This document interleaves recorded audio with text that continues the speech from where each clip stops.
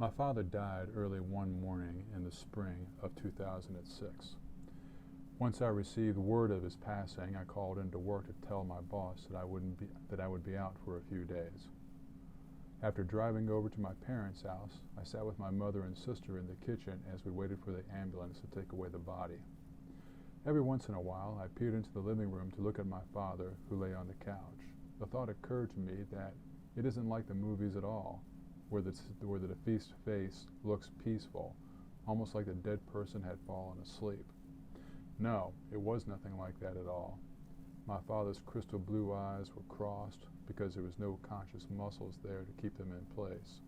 They rolled around when the ambulance driver picked him up to put him in the body bag.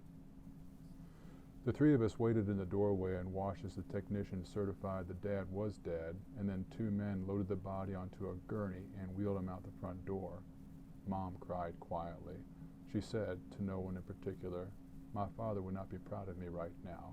He would have told me to keep a stiff upper lip." Dad's health had been declining for years, so his death wasn't unexpected.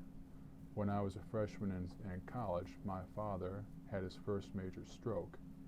He recovered nicely and suffered no visible damage, but his doctors told him that it was time for him to slow down. It was probable that he had several small strokes before and after the major one, but they didn't register with Dad or his doctors. 10 years later, Dad retired from the company that he helped to build up for 3 decades.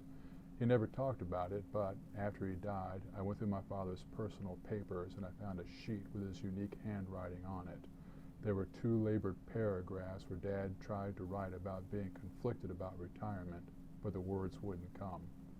He wasn't used to expressing himself in emotional terms, and he shoved the paper in the back of the drawer for me to find 20 years later. After his career had ended and his health slowly deteriorating, my father began to lose interest in almost everything.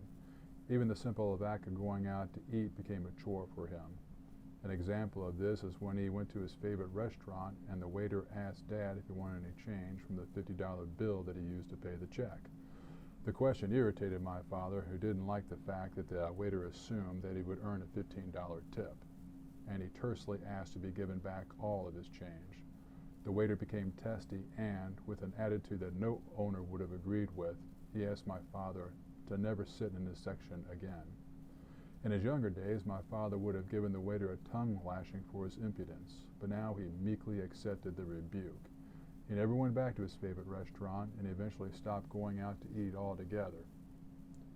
In fact, he rarely left the house and asked my mother to go through a drive-through restaurant to bring home sausage and biscuits.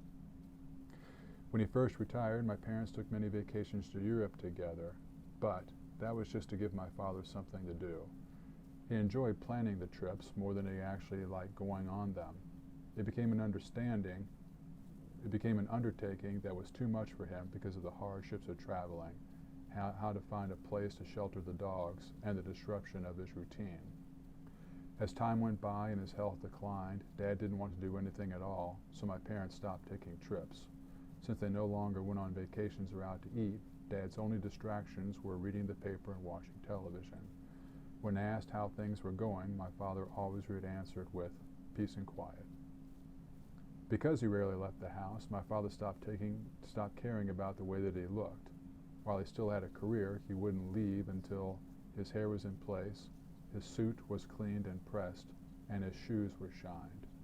After a few years into retirement, he rarely wore anything but a t-shirt and shorts around the house, and he stopped caring about how his hair looked. The highlight of his day, and what occupied his mind, was taking a big poop. When he was about 15 years into retirement, Dad's gait was so unstable that he began using a walker. He had to lean over it to keep his balance, and when he looked up from that cramped position, the emotion that registered on his face was one of fear. In order to see where he was going while he used the walker, my father had to crane his neck upward. It was an awkward position, and he was afraid of losing his balance and falling down. Once he was seated and comfortable, he looked like his old self, but the simple act of moving from room to room became a trial. At the end of life, having switched from the walker to a wheelchair, Dad resigned himself to his fate. He had given up. He had lost his health, he had lost his social life, and, since he could no longer enjoy his hobbies, my father spent most of his time sleeping on the couch, the same couch on which he would die. It wasn't just that he wouldn't leave the house, he never left